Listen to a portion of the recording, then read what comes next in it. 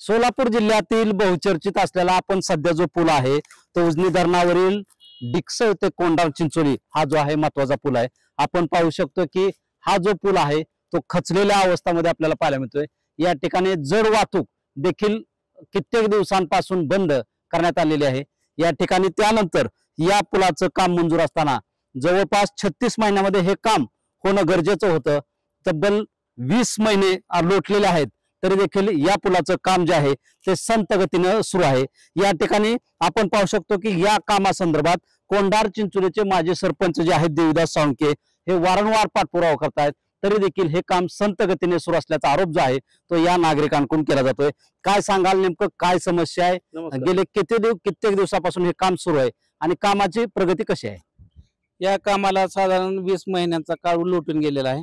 या कामासाठी ज्यावेळेस निविदा शर्ती अटीनुसार या कामासाठी सार्वजनिक बांधकाम खात्याने 36 महिन्याची मुदत दिलेली होती, म्हणजे साधारणतः 3 वर्षाची मुदत या ठेकेदाराला दिली होती।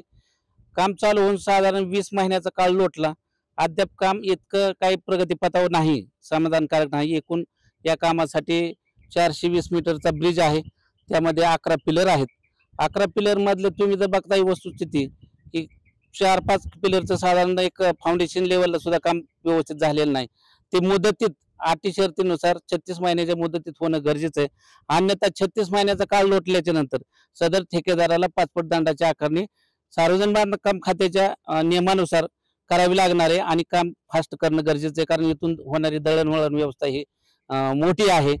साधारण केतूर नंबर 2 पासून सगळा गावातला परिसर आहे, तर दळणवळण भिगवणच्या बाजारपेठेची निगडीत असल्यामुळं त्या सर्वांना यातून जाणं गरजेचं आहे। जड वाहतूक, ऊसाची वाहतूक असेल, इतर वाहतूक असेल, या कामासाठी या ब्रिजची आवश्यकता आहे आणि शासनाने त्वरित पावलं उचलून संबंधित ठेकेदाराला नोटीस देऊन मुदतीत काम करण्यासाठी पाठपुरावा करावा, अन्यथा त्यासाठी लागणारा निधी, जास्तीचा निधी किंवा जास्तीची यंत्रणा वापरण्यासाठी जो काही निधी लागणार आहे तो निधी शासन लेवलला सार्वजनिक बांधकाम खात्याने संबंधित ठेकेदाराला ऍडजस्ट करावा, अशी माझी शासनाकडे विनंती आहे।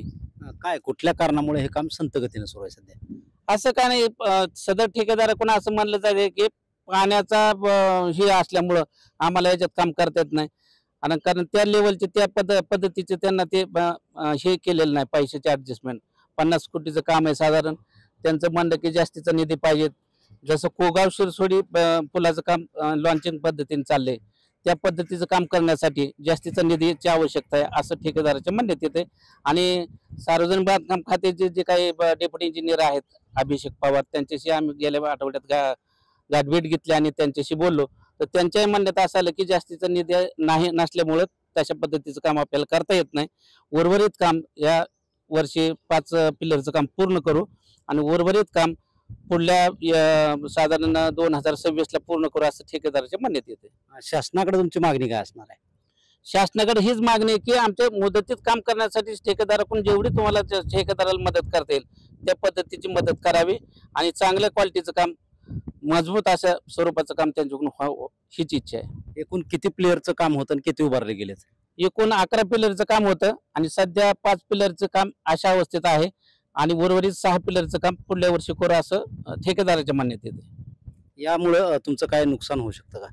नुकसान म्हणजे हे दळणवळणाचे थोडे आमचे गैरसोय होती, शाळेत जाणारी मुलं आहेत, बाकीचं दळणवळण आहे, आठवडा बाजार आहे, ऊसाची वाहतूक आहे, इतर गोष्टीसाठी जी लागणारं मटेरियल आहे, कच्चा रॉ मटेरियल, घर बांधण्यासाठी ह्याच्यासाठी लागणारं मटेरियल, हे जी अडचण होती अशा पद्धतीचं आहे, त्याच्यासाठी लवकरात लवकर काम पूर्ण करावं असं शासनाला आमचं मागणी आहे। नक्कीच आपण पाहतोय की सध्या या ठिकाणी या नागरिकांची दळणवळणाची सोय जी आहे ती हा पूल झाल्यानंतर चांगल्या पद्धतीने होणार आहे। आपण पाहू शकतो की सध्या हा जो पूल आहे तो पूल देखील धोकादायक अशा परिस्थितीमध्ये असल्याचं चित्र पाहायला मिळतंय।